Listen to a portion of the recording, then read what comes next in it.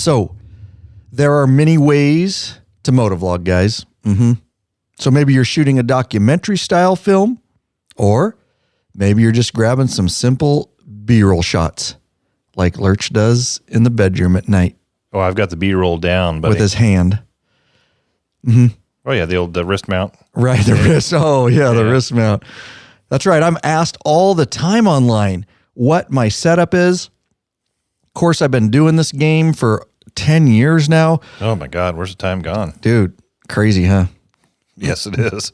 So, yeah. So I'm asked a lot of my setup. So we decided to make a video. But in addition to the video, we decided to do a podcast episode on it because, as you guys know, the videos, wham, bam, thank you, ma'am, in your face, where we can actually break it down a little bit more here, give a little bit more insight, and give you more information than I can on a video. I'll leave it at that. So in this podcast, we're going to talk about 3 completely different motorcycle helmet MotoVlog setups using GoPros and some other gear and equipment. And I'm going to talk about my personal camera settings, hopefully, if we have time, and why I do it that way. So remember at the end, if we have time, Lurch, to ask me about that. Now. All right, guys. That's right. Let's get it on. But first, you know what you need? You all need these. I'm telling you, you got to have these in your toolbox. It is a find that I found, and it is a very useful tool. So much so that I decided that we would make a link for you guys to it. They are called VAM pliers. You can basically, these things are like universal. Catchy name, VAM plier, just like vampire, but VAM pliers. Remove stripped, rusted, corroded, damaged jam screws, bolts, nuts, and more. Extract those screws with unique heads, torques, one-way, or security screws. All that stripped out shit, guys. That's what the VAM pliers are for. When you're cussing, you've busted your knuckles, you're pissed, you got to get the VAM pliers out. Wire cutter and cable wire twisting also made easy. The most universal version is the 6 1/4 inch version, which Lurch and I have right here in the Law Abiding Biker toolbox. Recommended by the Law Abiding Biker crew. We have used them, tested them, tried them. You know, we wouldn't put it in front of you if we hadn't. You can get them anytime by heading to, if you want to take a look at them, I highly recommend it. Great Christmas gift for stocking stuffer. LawAbidingBiker.com. If it's before Christmas, this episode might be, but it's a good birthday gift. This one will probably be after. Yeah. So it's a good birthday gift or a New Year's gift or a spring gift or whenever this comes out. All right. LawAbidingBiker.com/VAM pliers. All one word. That's /VAM pliers. No additional cost to you, but we do get a small commission if you click through and make a purchase. And don't forget to visit our entire Amazon store that we are building out. Lurch, what's the URL to our Amazon store? I think. Why do you do this to me? What do you mean? You're the freaking chief operations officer. Good God. I'm going to guess it's /Amazon influencer. Yeah, you think that's what it is? I'm guessing. Well, we can just look. Why don't you just look in Text Expander? Live on the podcast. I think you do this to me all the time. I do. I'm over here looking at something. You're not going to forget it again. I never will. Nope. You're going to remember. I probably will forget it again. It is Law Abiding. Let's see. And what it is, it's our influencer page. So it's stuff that we highly recommend. Yeah, like Ryan said, we're in there working on building it out. The stuff that we've bought and used and tested, we're putting it in there so that you can find some great tools and other items as well. Yes. I'm trying his link. Come on, baby. Come on. Come on. He's trying it. Oh, he nailed it. Attaboy. Eat my shorts. Way to pull that out of your arse. All right. LawAbidingBiker.com /Amazon influencer. Ryan Urlacher, you'll see at the top with my ugly mug, Biker Revolution. And we are adding to that all the time. It's small right now. But if you go there, we've even got some cool stuff like a cigar and liquor section. My favorite motorcycle accessories, one item. That's you added that. Yeah, I did. That's not even, that's Lurch's favorite motorcycle accessory, not mine. But nonetheless, and we got dude wipes in there, of course, VAM pliers under our tools section, some of my favorite motorcycle tools. But anyways, some gear, we are building it out. So please visit there. Anything you click on and make a purchase there, that's right. We do get a small commission and it helps us sustain the show here. Oh, yeah. You guys asked for it. That's right. It's the holidays or after the holidays. It doesn't matter when it is, but you want some shit from the law-abiding biker store. You got a ride coming up. Yeah. You got a trip. You got somebody's birthday. You need to treat yourself to a gift, but maybe you just don't have all the cash you need. We got your back, don't we? You just feel like you need some good chemicals flowing in your brain. What is that chemical? It's a feel-good chemical. It's your... it's an endorphin of something. Yeah, you know what I'm talking about. Anyways, when you want that chemical to go, you got to buy something. It's the buyer urge. That's right. But you can't afford it right now because you just got lint in your pockets or it's not payday yet. Well, no problem.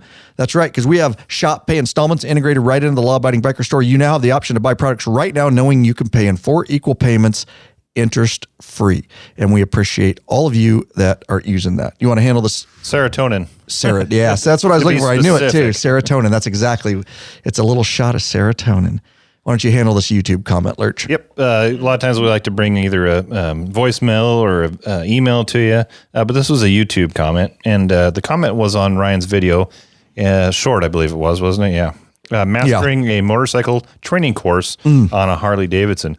During that video, Ryan takes you through the course and shows you some of the skills that he's using, but it's a short video, and so it's not like real in depth. So his question in that video is, would you guys be interested in if I did like a longer training session? And we're thinking of doing a series on each pattern, right? Yep. Mm-hmm. So one of the comments was, please do that training video, ! I joined Patreon for that. You should join anyways. This guy's rider since 75. He raced Ducatis. His wife got him a Street Glide ST as a gift because his business is going well. Congrats, my friend. And he says, I love it like no other bike ever. However, I have urges from my Ducati days that need translation to the Street Glide, and I love dragging my knee. Now I love dragging my boards. Knee dragger. Learning slow and precise would be amazing. Nice. A lot of comments on that, that you should do that training series. We did, and there's up on the YouTube if you want to see. I actually, I can't remember what videos I put up, but I think one of them, it's the 360 cam, and I actually ride the entire course. I did everything. Oh, it was the whole course. I rode the whole course. That full video is up on YouTube, and then I grabbed some shorts from within that. So we put up some shorts, but we are planning on that hopefully next year. We don't know exactly how we're going to do that series, but it basically would be, me with every single pattern, how I train new motorcycle police officer operators from the ground up. I mean, starting even before patterns, starting with the basics and what you can start working on. Then we'd start moving into one pattern at a time, and it would be a series released over time. We don't know exactly whether we'll put it free on YouTube. I did mention that, but I don't know. It's a lot of work and man hours too. I don't know if we'd put it behind a little bit of a maybe membership or a video series you could purchase. Anyways, we're thinking, we got a lot of ideas.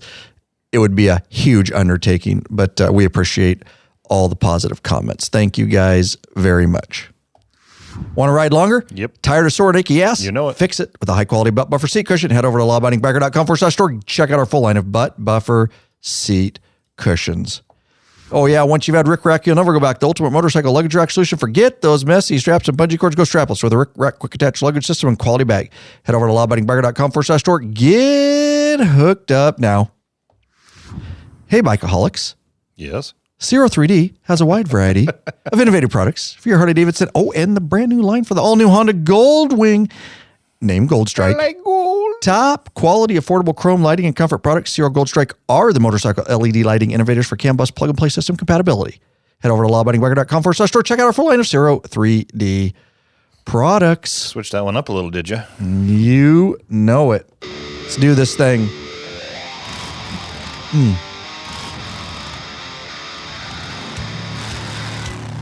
Welcome back, you freaking bikeaholics. This is the podcast for the motorcycle majority, the Big MM, also known as the 99%. Large and in charge of the motorcycle scene more than any time in history. By being here and listening, you're part of what we call the hashtag Biker Revolution. Lurch has just one question before we get started. What are you waiting for, bikeaholics? Mount up and let us take you on another wild-ass ride. There you go. Ryan Erlacher here, your host of the Law Abiding Biker podcast, and your high-tech redneck. And he's in the house. He's already spoken.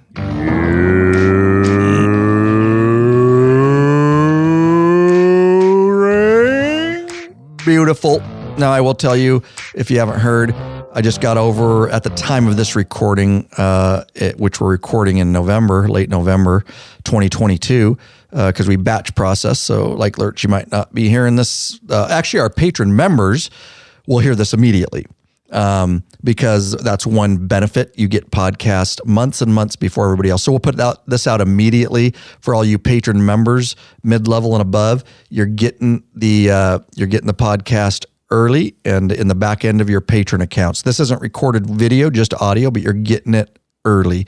And then after this, we're going to do a live broadcast, and that will also, of course, you have access to the live at the time of the event, and then the recording of that live event, all in the back end of your patron accounts. So we do want to mention, we're always coming out with new free videos. Lurch wants to talk about this video, which has been out a little while. This is the Harley-Davidson fuel filter replacement tutorial video. You can find that at lawabidingbiker.com/Harley-fuel-filter-replacement. Or Lurch will put it right in the show notes, lawabidingbiker.com/whatever episode number this is. That is right. You want to tell them about? We show you step by step how to replace your fuel filter. Harley recommends that you do it every 100,000 miles. I can tell you that after looking at a couple that we did that have 50,000 miles, that's about when I would do it personally. And it's not a real. It's a kind of a tricky job, but with the video, we show you all the tricks and tips on how to get in there and get her done. Yep, absolutely. So don't pay the dealership a buttload of money to do it. You can do it yourself. Yep, absolutely. You can do it and save yourself a ton of money in the process. It's free on YouTube. And I was going to say earlier, I kind of got ahead of myself. I'm getting, because it's the end of November, for 14 days, I've been battling what ended up to be bronchitis. And I'm about day 14. I finally got some meds, but you can probably hear it in my voice. And I'm going to try not to clear my throat too much. And hopefully I don't go into a coughing attack. Those are mostly over. But I was near my deathbed at one point. I swear to God, dude, it was the most horrible cough that you could imagine. And very painful, but we got to put out the content. So here I am on the mic. And we want to thank, we love our sponsors up front, but these folks, some of our newest patron members are a direct reason this episode is coming to you. And of course, they're enjoying a lot of benefits. We've got Sandy Puric of Ljubljana, Slovenia. Udo Bircher of Schongau, Germany. Like that. So yes. Slovenia and Germany. And then we got Ronald Holmes of Irvington, Alabama. And also Zach Ozerski Brown of Skelton in Cleveland, England. Skelton in Cleveland, England. Another England. Wow. Earl Bassard of San Francisco, California. And Robert Perry of Clute, Texas. lawabidingbiker.com/Patreon, Patreon. That's right. Simply pledge a certain amount per piece of content, no risk to you, because you can put a monthly cap. It's very simple. That's right. There are benefits such as t-shirts and stickers. You get access to the private Facebook group, which is a troll-free zone, nothing but bikers helping bikers. You get store coupon codes for the store within the private Facebook group. You get access to live video broadcasts and chat podcasts, early premium videos up on request, and of course, access to those ride, meetup, and events. If that's not a lot of benefits, I don't know what is, and we've added those over the year. And we can't thank you enough in these difficult economic times for continuing to support us by becoming a member, regardless of the benefits, just the fact that you're supporting us and allow us to keep doing what we're doing and hopefully ride this economic wave and get through it. As I know a lot of you are struggling too, and we'll get through it together with your support. So thank you very much. All right. We got a short amount of time because we got to go live here in a while. So we'll try to make this fairly succinct. But it is all about, like I said, I've been doing this 10 years. I have been through, the studio here for you. Some of you have been here or you've seen in the background of videos, but we have a plethora of film gear, a lot of film gear that we've acquired and then we've traded and upgraded to include, 5 drones sitting up there and multiple DSLRs and lots of lenses and all the way down to GoPros and audio and shotgun mics and everything in between. And lately, newest to our fleet, some Insta cameras. Insta we 360. We did. We added a few 360 cams. I will get into that because I have a few opinions on that about properly using 360 cams. And anyways, I'll reserve that for when we get to I figured you 360 would. cams. But that is a good point. We did add those to the fleet. So yeah, I'll basically go through, and I know Lurch will ask me some questions. Now, Lurch is a Amateur. Well, he's a journeyman. Okay, yeah, I guess I am getting paid. You're paying me to do it, Right. so that makes me a professional. I just don't know if it makes me a Correct. professional level yet. But you've gotten much better. Yeah, I'm working on it. And you're getting better. And so I can throw Lurch a cam with some instructions to get shots that I need. And he's starting to be more creative himself and realizing by watching my videos kind of what I'm looking for, I think is probably what clicks in his mind a little bit. Like, oh yeah, I've seen a lot of that in Ryan's video. He likes to get shots like that. But he'll have a lot of questions because he doesn't know all the ins and outs of film and the settings, but he is getting much better at it. So that's good because you'll be able to ask me hopefully some questions. I think what is really beneficial to you is the editing. You use the video on the other side and edit it, so you have a deeper understanding where I'm just on the filming side at this point, but I am working on it and getting better as we go. Yep. Yeah, he really is. And it's a learning process, and I'm still learning after 10 years. And a lot of things I did and the way I filmed up front is, it disgusts me. And, but I wasn't afraid to do it and learn and make mistakes publicly. But back then they weren't mistakes because I was learning, and things have really evolved on YouTube. Yeah. Over the years, as far as how it's very rare that you can just grab your iPhone and run around and shoot shit and have any kind of channel. Can it be done? Yes, if you're if you're already a superstar or you have some major value proposition of some sort. But aside from that, as you guys have seen, the channels have just become so much more diverse and professional in a lot of ways. And I think it was good because it weeds out there's just a lot of junk on YouTube too. But anyways, without going down that road, I do want to say, excuse me, that we're going to talk about a lot of stuff equipment wise. And I just want to say up front, so I don't have to keep mentioning it over and over, that any products that we talk about or mention in this podcast, we will, in the show notes, lawabidingbiker.com/whatever episode number this is, we will link to all of them in the description. Those are all affiliate links, so no additional cost to you. But if you do appreciate what we do for the podcast and want to click through and make a purchase, we do get a small commission, and we appreciate it very much. It helps keep the lights on here at the channel. So we're going to dive into that setup. I do also want to mention up front that I did do a video on this, and I think I mentioned that at the beginning of the podcast.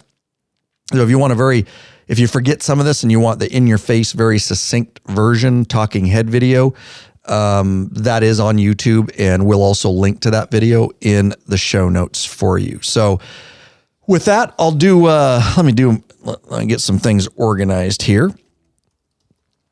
And then let's see. All right.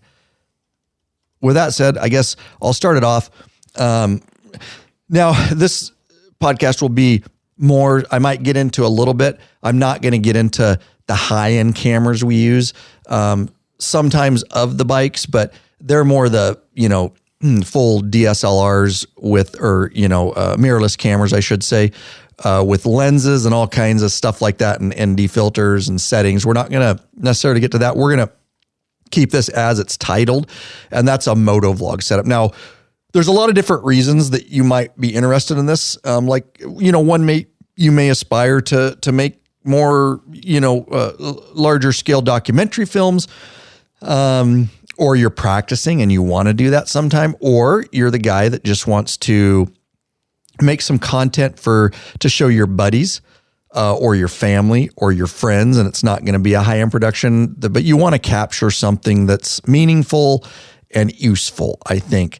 So we'll talk first about GoPros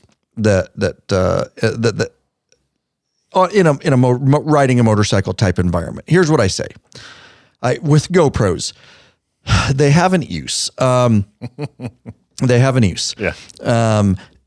I think that they get overly used, especially with guys that. Now, I'm going to be careful here. If you're just doing this for yourself and your buddies, then go for it, because it doesn't have to have a huge amount of production value. But what I'm saying is, like, when we're on the bikes and I'm getting action shots, that's where GoPros have their place. That's truly what they are. They're action Right. cameras. Yes. And so I kind of stick them in that place. If you're going to do anything that you're going to want a lot of people to see, or you think it's something that's going to go bigger, or you want to get into larger productions, then my number one thing is keep GoPros where GoPros belong. Now, there are folks, and again, if this is for yourself, take this with a grain of salt. If you're just doing it for yourself, then when we get off our bikes, when I'm not on the bikes, that's not an action shot anymore.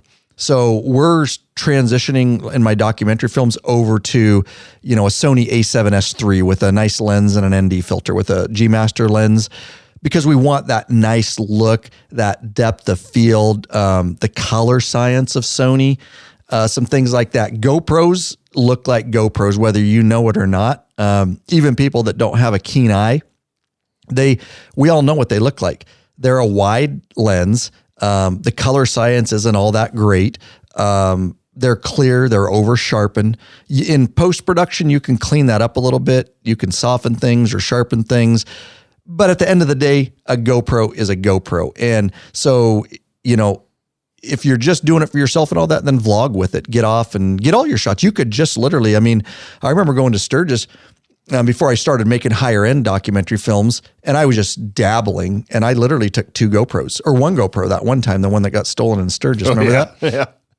And, and the phone. But I really wasn't at that time knowing that I was going to put high end documentary films on YouTube. I think I was dabbling at that time, considering it, and I didn't have hardly any money back then to buy equipment. The business over the years, we've been able to acquire a lot of equipment as I learned what we actually needed. And I've made a lot of mistakes on purchases too, and then changed them out for what I really wanted. But you just have to trial and error.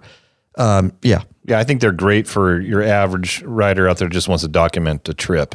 If you're trying for to himself or his buddies. Exactly. If you're trying to make a documentary and you want it to be more cinematic, you're going to need some higher end cameras, but you can definitely get away with, if it's just, recording the trip and recording some memories, and it's just for you and your friends, and you're not too worried about, making it cinematic, then you can definitely get away with just having the GoPro. Yep. Absolutely. Well said. So I don't want to go, stomp on that too much, but I just want to say, decide what you're going to do first. Once you decide what you're going to do or what you want to do, then that's going to dictate kind of what kind of equipment that you're in the market for, or what you need. Because a lot of people can overbuy too, and they're buying something way more than they need, or they don't really know how to take advantage of, just because they saw a great YouTuber on it, that was selling them something that a company sent them or whatever, So just be careful of that. You can always move up. Moving back, you can lose some money. And I've been pretty fortunate that way as far as what I bought, knowing kind of what I needed without overkilling too much. We have to be portable too. So you have to think about that. How much room do you have on your motorcycle when you're traveling? Now, we take full-on film gear, multiple large backpacks, and that's the reason I can't take another bag for my clothes, but a lot of the guys can pack a lot more than me. I don't have a passenger either, so that takes up the passenger seat. But, when you're talking about packing drones and GoPros and mirrorless cameras and, maybe a gimbal and all kinds of stuff, you run out of room real quick. And I've learned over time what film gear is absolutely necessary and what film gear I can leave behind, because we have way more than we could possibly take. And then we move into, when we adventure ride. Well, I have taken the large mirrorless cameras, and I like to, but we're talking about this spring doing a multiple day trip where we camp overnight. Well, dude, Louis just crapped himself. Oh yeah, dude, he is gassy. Louis. He's been gassy lately. It's Thanksgiving, dude. Oh my God, did you give him turkey? No, he just eats too much at Thanksgiving. I gave him some turkey and I gave him some stuff. Oh, so yeah, turkey definitely makes he just dogs does. fart. And it's dude. The thing is, you don't hear if you're listening close, it's the. I did, with the cans on, I didn't even hear it. I thought you did it, and then I'm like, wait a minute, he was down here earlier and looked down. He's right It's there. rancid. Yeah, it's horrible. It is rancid, dude. Damn it, Louis. Good job, Louis. I'm glad you did it over there. Please keep it over there. But then, we're talking about doing an overnight trip on the adventure bikes. Well, now we've got to take camping gear, food in the mountains. So then I would downsize a little bit and take my smaller drone, the smallest drone I have. I would take, like a Sony ZV-4, more of a point and shoot, More compact. but still takes wonderful images with some depth of field aside from just the GoPro. So GoPros can get some amazing shots, and we have used them extensively over the years for action shots. And we keep, like I say, we keep them in their place. Again, the GoPros, one of the things you're going to run into, it looks like a GoPro for a reason because it has infinite focus.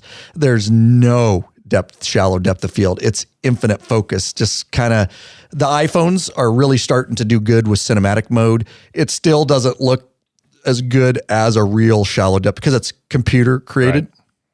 The phone's creating it because the lens on an iPhone or an Android, whatever, or a Pixel or whatever your phone you're talking about, they're mimicking it because their lenses can actually produce a shallow depth of field. They're just not big enough, and they don't you can't get the aperture to where you need it to get that shallow depth of field. So there's just no way to do that, to make it look great like a mirrorless camera or something without an actual large, expensive mirrorless camera. So no depth of field on Insta360 cams for that matter too. They're all going to be infinite focus. There's no way to add that in post. And the color science on these smaller cams just isn't the best. Sony's got such an awesome color science. Some people would argue with me, say Canon has a better color science, but that's in the eye of the beholder. You decide. But I love Sony color science. That's all we use. I started with Canons many years ago, and then I've solely over the years completely moved everything over as far as mirrorless cams to Sony's and Sony Glass and all that kind of stuff. The G Master lenses, it all just works so great together. So, now, when we talk about some motion blur, here's what I say on that. So, without getting too technical, into filmmaking, this might be a little over some people's heads or more than information that they wanted to know, but some of you will because it's important. So, with GoPro cameras, basically, you're recording in bright sunlight, and there's no ND filter on your lens. And therefore, you're just not going to get motion blur. And that's because your shutter speed is so high because it's trying to knock down the light coming through the lens.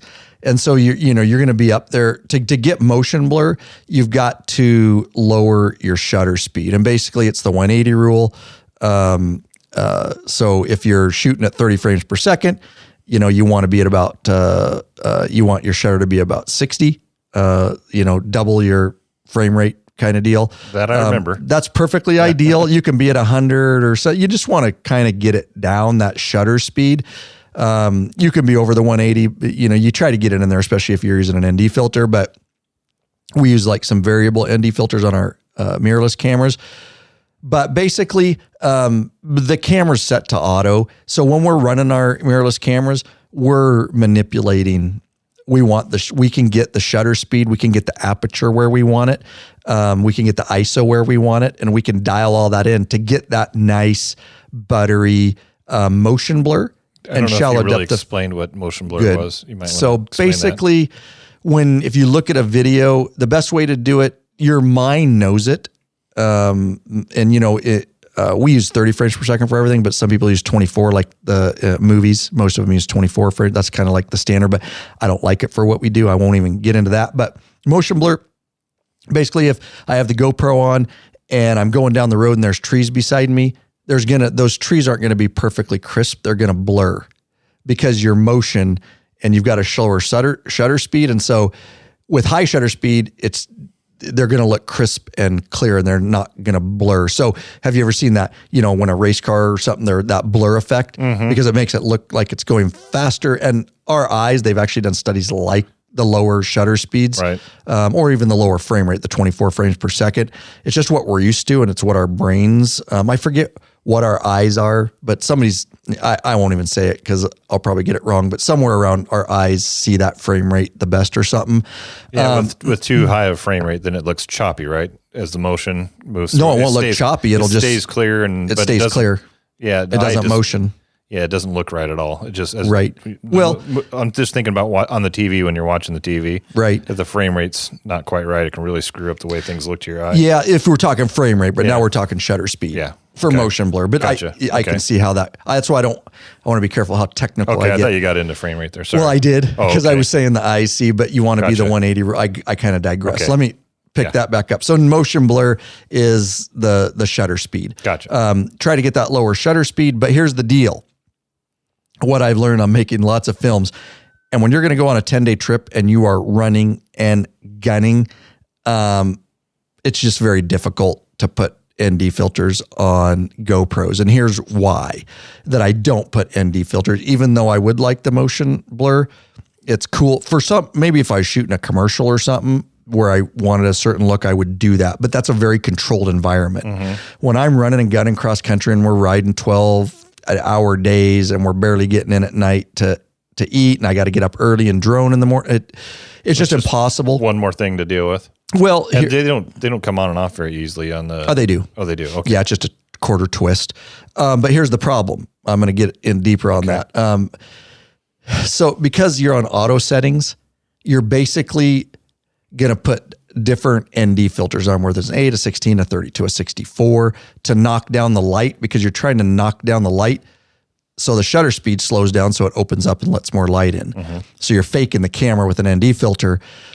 But the problem is it's all on auto settings. You're not going to be able to ride through the mountains or roads. You're going to have to guess on an ND filter, because with our mirrorless cameras, we can adjust. We can adjust, and we can look in the lens and we can start adjusting it, because we're staying in one environment, right? And we know what the light situation is for that environment. Well, the problem is if you go too dark ND filter, now your shutter speed could go too low, and now it starts looking like choppy and it's not even blurry anymore. You could totally screw it up, or you jack your ISO up, because the ISO's trying to compensate and go, we need more light. And you could go so dark that now your ISO's jacked up, and that's going to work the sensor too hard, which is going to make your film all grainy. It's going to look like shit. So that's the problem. And you're riding, and all of a sudden you're going through trees and it's dark. And now you're back out in the sunlight. Now you go through clouds. You are not on a 10-day trip going to stop because it got cloudy. Yeah. So, excuse me. If you're in a controlled environment, there is the option of manual settings in GoPros, and you can use ND filters. Otherwise, the worst case scenario, if you want to use an ND filter, is just grab one that's not too dark and at least lower the shutter speed a little bit. But I just don't find it necessary. It's an action shot. If I want motion blur or on a bike coming at me, I'm going to use a good mirrorless camera. This is on bike, and I think people accept it. Yeah. Because absolutely. You see a guy skydiving, motorcycling, you accept that there's not a lot of motion blur because it's an action shot, infinite focus anyways. So I kind of find it interesting. Some of the MotoVloggers talk about it, and they really harp, or try to use ND filters. I'm like, if you really want to make something cinematic, don't use a GoPro, bro. And I'm not dogging them. The ones that do use them, go for it if that works for you. But I've never used them on GoPros for that reason, because I just can't imagine trying to deal with that. So, sounds good. Yeah. Does that make sense? It does. I hope I didn't confuse. I can really, no. It's like talking motorcycles. I can talk film and specs, and I can get really geeky, and I don't want to do that too much for this episode. It's a lot of good information, but in the interest of time, let's move forward and kind of talk about what your actual setups are. How do you hook those bad boys to yourself or your bike? Yes, that's a good point. We do need to keep moving here, but we got to do this really quick, or I guess you can do this. Hey, Bikeaholics, searching for new and exciting motorcycle products? Zero 3D has the products you dream about for your bike. Check out their wide variety of innovative products for Harley-Davidson and Honda Goldwing motorcycles. Zero 3D's got your back with chrome, black parts, lighting, and other comfort products. No modifying, cutting, grinding, or welding for an easy installation. That equals less time installing and more time riding. Zero 3D has a design team of riders with over 40 years of experience with a passion for design and innovation. Zero and Gold Strike are the motorcycle LED lighting innovators for CAN bus plug-and-play system compatibility. They pride themselves on great customer service. Got a question? Get in touch with them via email at sales@zero3d.com or give them a call at 715-808-0027. Check out your local Harley or Honda dealership and ask for Zero or Gold Strike parts. A new leader has emerged, so check out Zero 3D's custom line of Gold Strike products for the all-new Honda Goldwings. Better yet, help support us and head on over to the law-abiding biker store and check out our full line of Zero 3D products. Very nice. Zero. One of our longtime sponsors. We appreciate it so very much. All right, so let's dive in deeper. So is there any other questions on GoPros? I'm running, if you're asking what I'm running, Hero 9 Blacks right now. I've been running them for years. I don't find it necessary based on the new specs of the 10s. I think they came out with a Hero Black 11 now. Not worth it to me. The 9s are solid, and there's just not enough new features on the new ones, and they finally got the software stabilized on the GoPros. That's one thing. If you're in the GoPro ecosystem, I love to hate them. Absolutely love to hate them because they're shite with their software, but by far, I've tried others. They have the best image quality. They just do. They have for an action cam, they have the best image quality. Their audio sucks ass. Their software sucks ass, but eventually about 6 months after they release one, they finally do updates and get it stabilized. And the Hero 9 Blacks are super stable. Their software, and they have awesome image stabilization. But yeah, you might not find Hero 9 Blacks. You might have to go with a 10, which is fine. But I hesitate to upgrade because they finally get stable. So, all right. So here's my first helmet setup. Yeah, we do got to smoke, don't we? So my first helmet setup, and again, everything we mentioned, including helmets, gear, everything is in the show notes, links to it. So Shoei Neotech 2 is my main helmet when I'm riding street bikes and all that. That's a top mount setup.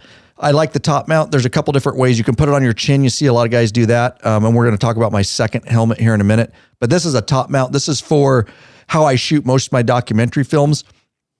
With a chin mount, it can be better for certain bikes, or if you're doing a review of the bike, because it feels more like people are riding the bike and test riding it, if that makes sense. Yep. When I'm doing a documentary film, it's not really the look. I rather have them, they can see part of my bike and the windshield, but they can also, I want them to see the scenery and what's going on around me. I'm telling a story. So decide what you're doing. Are you telling a story, or are you just trying to get an action shot? There's different places to mount them. Of course, you can mount them on your crash bars and things like that. We've got a lot of options in the Law Abiding Biker store for bike mounts. So this is the one I use the most. I use it a lot in my documentary film. Shoei Neotech 2 top mount. And then, yeah. So, and then we'll talk about mics later. Is that coming up, Lurch? Because it's not in here. Yeah, we can talk about them after you get just the setup done. Oh, am I missing a lot of the notes? I don't think so. That's your notes from the video. Okay. Well, all right. I guess we kind of ad-libbed the video a little bit because we want to talk about the mic. So what I have, I guess I'll just go there because it's going to be the same for most of the helmets, is you're going to have to think about a cage. And I've used a lot of different cages over time. Where's that article? I'm just going to go through that. Let me find that. If you put in vlog. Sorry, I forgot this video. We didn't actually do a teleprompter, so it's not as useful, right? Vlog. And if you search vlog, it'll come right up. How about I search MotoVlog? You can do that too if you want. My professional motorcycle setup. Yeah, this will be in the show notes too, guys. But basically, I used a lot of different cages. You don't have to use a cage. If you watch the video, I show you an option to not use the cage. It can be a little bit cheaper, but I like the cages. And I found a lot of different cages over time. I used to use the Ulanzi ones. Mm-hmm. They're on Amazon, but they're metal and they're rather heavy. So I've really got sold, and I use exclusively the small rig cages for GoPro. They're plastic. They have a little door that can open, and the cage is just kind of what goes around it, and it makes it somewhat easier to mount. The nice thing about the small rig cage is you're going to have to get audio, guys. If you want to talk, maybe you just want to get GoPro shots, which we do a lot too, with no audio. But if you want to MotoVlog and you want to talk in your helmet while you're doing it, I use the small rig cage, and it's got with it and a mount. You mount your audio box to it. Now, to get audio into GoPros, guys, you're going to have to get an adapter. All in the show notes, but it's a GoPro audio adapter. It's a USB Type-C to 3.5 millimeter headphone jack. So side of your camera has a USB-C. It's a cable and a big box that comes off it. It's ridiculous. Again, why I hate GoPro. There's a way better way they could do this. They just need to build that shit into the camera. It's ridiculous. Old GoPros used to be able to plug 3.5 right into them, and then they started coming out with the new ones. You've got to do this funky, ugly, huge audio adapter. Well, you need a place to put that audio box. Small rig accounts for that. It's built right at the cage. So that's why I like them, because it keeps everything nice and tidy. Then off that box, you're going to run your 3.5. You're going to plug into the box, and now you've got audio. I've tried a lot of different lavalier mics over time, and by far, I'm sold. They're a little bit more expensive. But it is the lavaliers by Giant Squid Audio, omnidirectional lavalier microphone.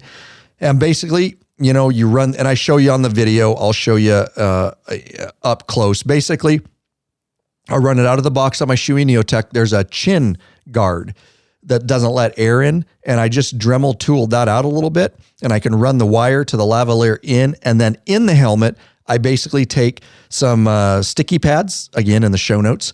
Sticky pads, they're little square sticky pads, and you can also run a zip tie through them. The kits come on Amazon with zip ties, and you can sticky pad that right to the chin part, right in front of your mouth, inside the helmet, and then you zip tie the lavalier, the little microphone. It has a little foam deal on it, and you can basically zip tie that right in there, and then you can just, it's got extra wire because it's a lavalier microphone. You can just bundle that up, zip tie it, and you can use another sticky pad. You can organize however you want in there.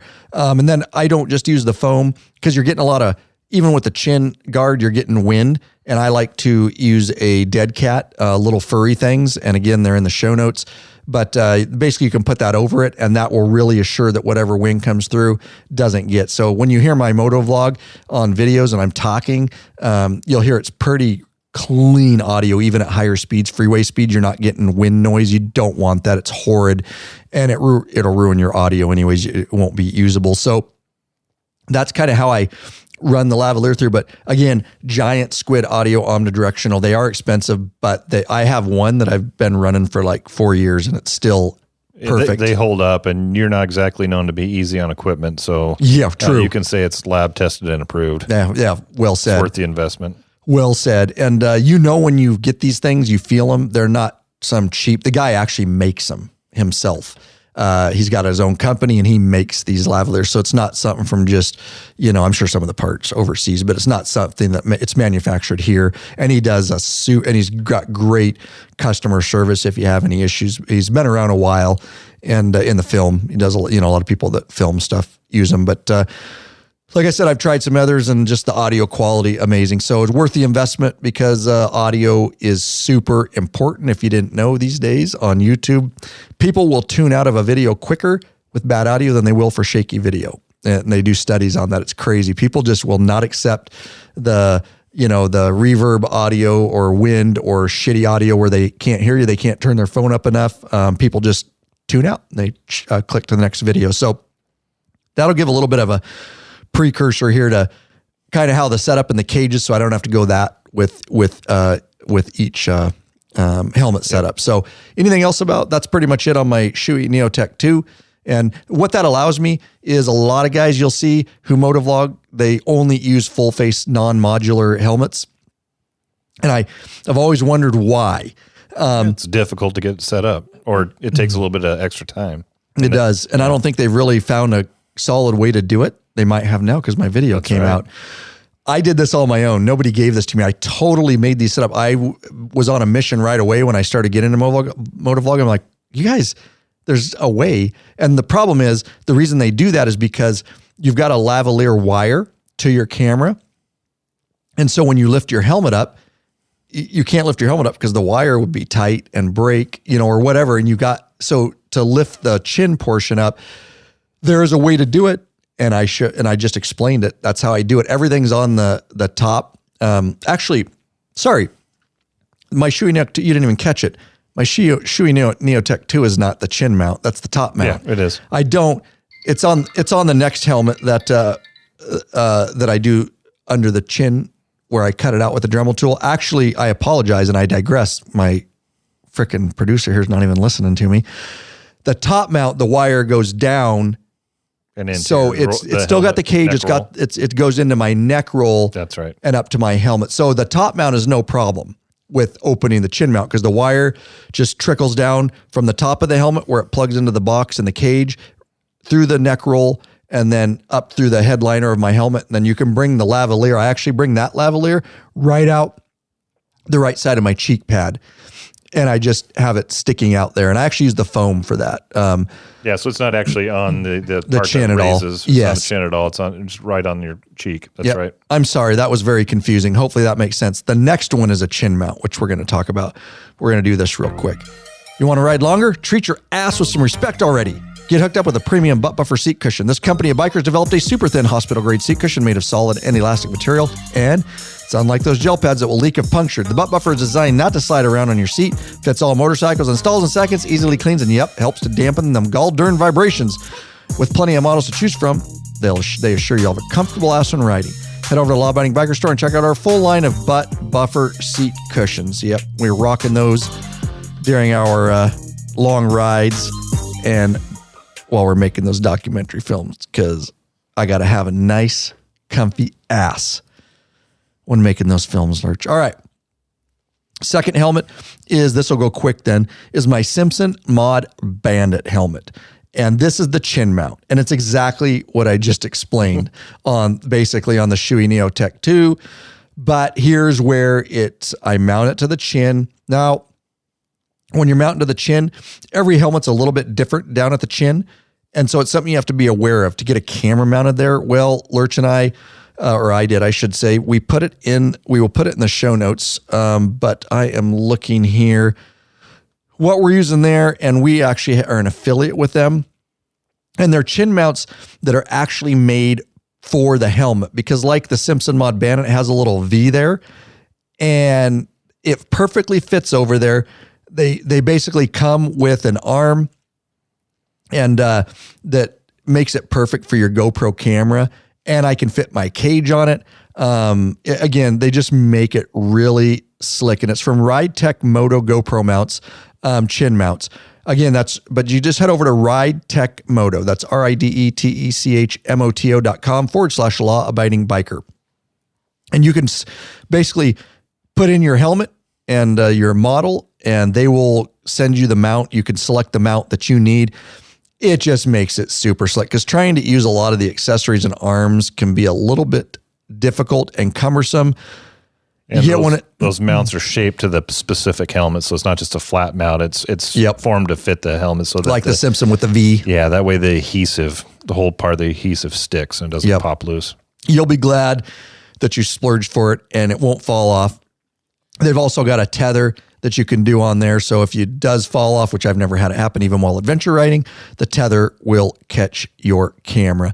So that's the Simpson Mod Bandit. Again, the box, the cage, what cage is it? The small rig cage up through the chin. And here's where I'm able to make a modular that you can lift. It's because the wire comes right off the cage where the box is, and it goes right down the bottom of the helmet. Little Dremel tool, little hole in the chin mount. Like a little channel. Can't up even in the see chin. This. No. Can't even see it. And that's why I put my mic on the chin right in front of my mouth where it lifts, because that way I can lift it up, and everything, the entire operation, including the camera, is now lifted up, and I can talk to my buddies. I can get fresh air. I don't know why a lot of these motovloggers keep just, limiting themselves to a full face. So hopefully that will help some of them that can finally take the leap and get because I couldn't operate. I mean, a lot of times I even film with my helmet just lifted up. I don't want to take it off in a pinch. I need to get a shot. I can't have that full face helmet. So let's move on to the third. And again, my Simpson Mod Bandit, that's mostly what I wear. Like you guys saw, I went to Santa Barbara for Harley-Davidson last year to test some bikes, and I did bike tests. That's because I want you to feel, that's not a documentary film. That's more of I'm in the cockpit, you're in the cockpit with me. You can see a lot more of the controls. You see your arms more. You see you moving back and forth, and as somebody watching the video, it feels like you're on the bike versus the more cinematic scenery shots that are up above your helmet. It's right. 18-inch difference or so, 12 to 18-inch difference. And it's just different perspective. And I'm talking a lot about the bike and the controls and how it feels. And so it seems that would be, and it is a better way to do it. Although you could do it either way. I've done it both ways, but I tend to go to the Simpson Mod Bandit with the chin mount for my motorcycle review videos. Third helmet. This is our adventure helmet. And I do the same things when I adventure ride, but this is the Scorpion EXO AT950 helmet. I actually did a video on the channel, complete review of this helmet. So check out the YouTube channel. It's a great helmet. It actually can be used for street or adventure. The little visor comes off. I've done it. Yeah, you've done it. I was testing one of the another communicators other than the Senna. Cardo, testing that, and I had it on that helmet, and I was riding it on both, and I took my visor off and used it for a street helmet. Worked great. Yep. The extra field of view was nice, Yeah, it does have a nice field of view, that helmet. So we did a full review on the channel. Check that video out if you want to learn more about that helmet. But this is a chin mount setup. I've learned and I've tried top mount, and I've done some other things with Adventure when we're riding the KLRs. But I did find that the chin mount is definitely the most useful. Now, it can even be a documentary film. I would go with a chin mount for Adventure. And the reason is because a lot of the action, when you're on a street bike, you're kind of just riding, looking at scenery. Mm-hmm. When you're on an adventure bike, I want to show the scenery, but a lot of it is the aggressive ride and the right bumps. In front of you. Yeah, the rocks, working the handlebars, the suspension, all that kind of stuff. So I've kind of come to the realization that most of the time on an adventure, for an adventure day ride that we do videos and stuff like that, I'm running the chin mount. That makes sense. Mm-hmm. So the Scorpion is set up the same exact way with the chin mount, the mics, the cages, everything's exactly the same as the Scorpion or the Simpson, except they don't make one. Ride Tech Moto didn't make one for the AT950. They don't make a chin mount for it because there's no room. So I show you in the video, but this is where you have to get creative. Now in our list, we have some parts, and there are kits, and I basically had to mount it off to the side with a regular GoPro helmet mount. But then I've got to make up the distance because I know some guys do. I don't like the side mount that you can see part of the helmet while you're riding. I don't like it. That's just me. And it's only a few inches off of center, but it's enough that, when somebody's watching it, they can tell it's not dead center. So it takes you out of that feeling of you being the rider because now this camera's off at a little bit of an angle. Yep. Plus you can see the helmet in the shot. Yeah. Which is a little bit, I don't know, whatever. But we have these 90-degree direction adapter elbows mounts with thumb screws. Anyways, it's all in the show notes. You'll see it there. A universal rotary extension arm J-hook mount for setup for GoPro. Some socket head screws so you can get rid of the thumb screws because you'll have those ugly things all over the place. But basically, with all this gear, and I show you in the video, I'm able to bring it around from the side, and I'm able to bring that camera directly in front of my chin where the lens is. And that way it's centered right in front of my chin without actually mounting it to the chin, if that makes sense. Yep. So I use a plethora of parts that I got handy with over time and what works for me. So if you have a helmet, you want a chin mount, but you have no room to mount any sort of chin mount, or they don't make one, then these parts and pieces are the way to go with that. So that's that is my off-road adventure helmet. We're going to do this and then we'll finish up. Are you searching for the easiest and quickest detachable luggage system for your motorcycle? Rick Rack has just what you're looking for. Forget all those frustrating straps and bungee cords that come loose and slap your paint. Check out one of Rick Rack's awesome quick attach strapless luggage systems. This father and son team designed something really special that you can't find anywhere else. Yep, these guys ride, so they truly understand the needs of bikers. The Rick Rack quick attach system is strong, durable, and secure with a lockable system. Also, check out their full line of quality touring bags to accompany your quick detach system. Once you use a Rick Rack, you'll never go back. What are you waiting for, Bikeaholics? Head on over to Law Abiding Biker Store and check out our full line of Rick Rack systems and bags. LawAbidingBiker.com/store.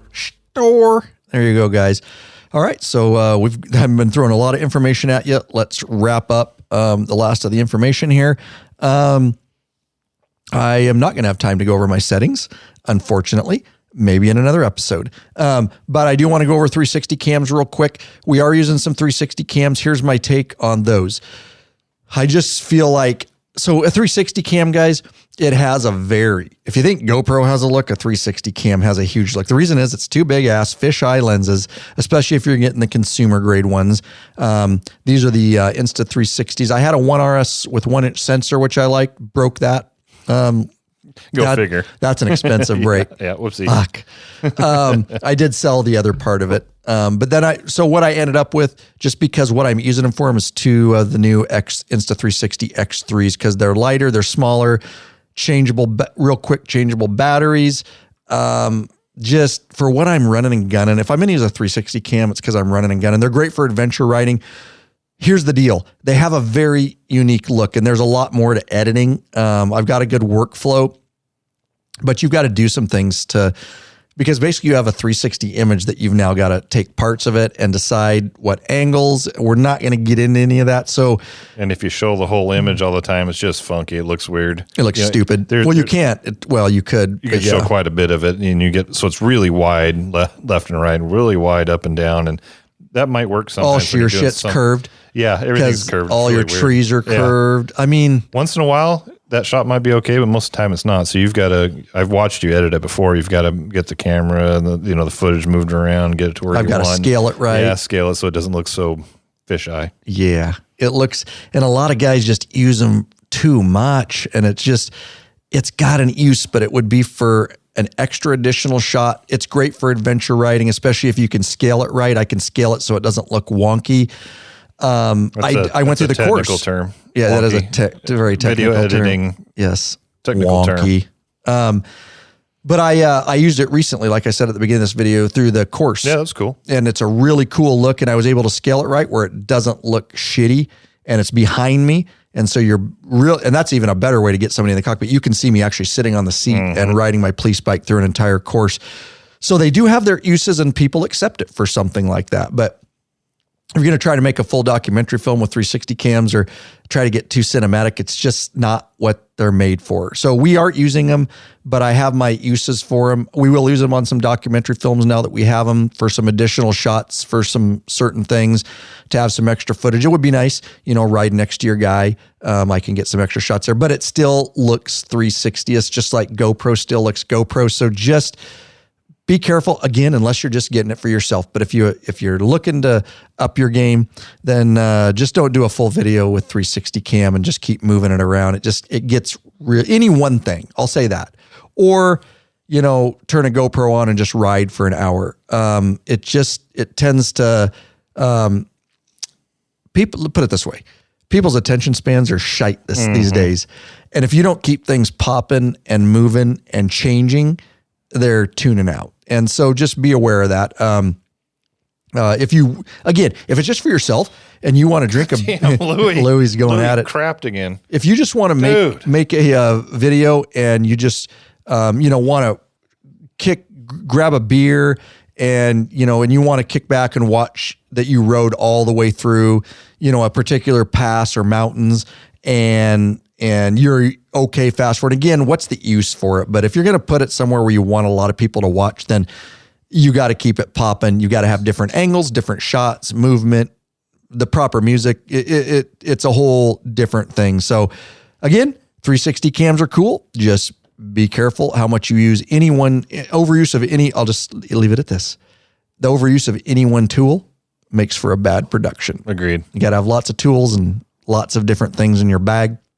But again, don't think I'm being snobby about it. I'm not trying to do that. I know there's a lot of you that listen that want a MotoVlog or maybe want to, up your game. So I'm giving you a lot of information. If you're just, like I say, the guy that's just going to do it for yourself or your friends, well, then disregard a lot of what I said, but hopefully a lot of my opinions, but a lot of the setup and equipment, hopefully will work well for you. Mm-hmm. Quick question then. Yes. Now kind of wrap it up a little bit. I'm the average biker out there. I've had a little interest in this. I've listened to this podcast. What do I need to get started? What do you recommend? Just the first time. For MotoVlog? Just MotoVlogging the first time. I know you're going to say the giant squid, the small rig, the GoPro mounts, the GoPro, a cage, 9 audio 9 box or higher. Okay. Yep. GoPro Hero 9 Black or higher, giant squid audio, mic adapter, and that's pretty much all you need. One camera. That'll get you started as far as the hardware. Now, how about like editing software? I know GoPro has their own editing software. It's nowhere near as advanced as Final Cut Pro. I mean, what would you recommend a beginner start out with to edit the GoPro video? I would say real quick, because we got to wrap it, just use what's on your Mac, free iMovie. Just start with that. Then that's great. And then if you want to upgrade, go to Final Cut Pro 10. Or if you're on PC, there's some, the other option would be, what is it? Is it an Adobe? Adobe would be like the PC. You can use it on Mac too, but it would be more like Final Cut Pro 10. It's a more pro user. I use the Final Cut Pro 10. I'm thinking of the other one. I can't think of it. Dang it. You stumped me with that one.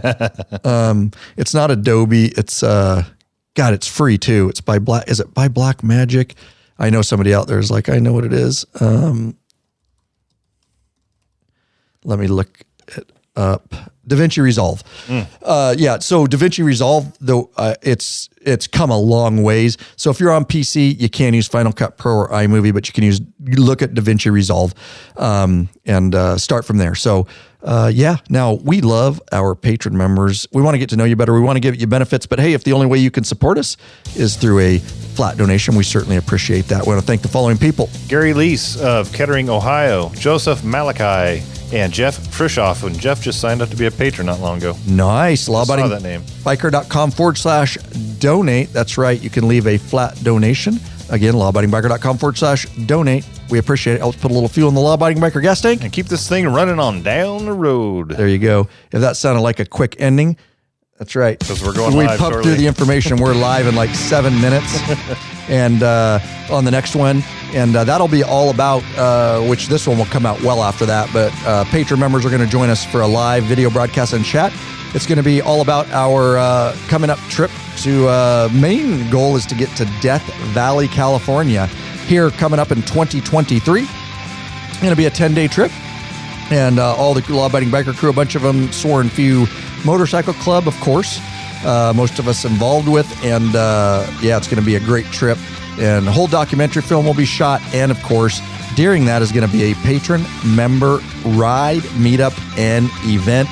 And so that's what we're going to talk about on the live episode. And it will eventually come out in podcast format sooner than later, probably, because we got to get it out before the trip at least.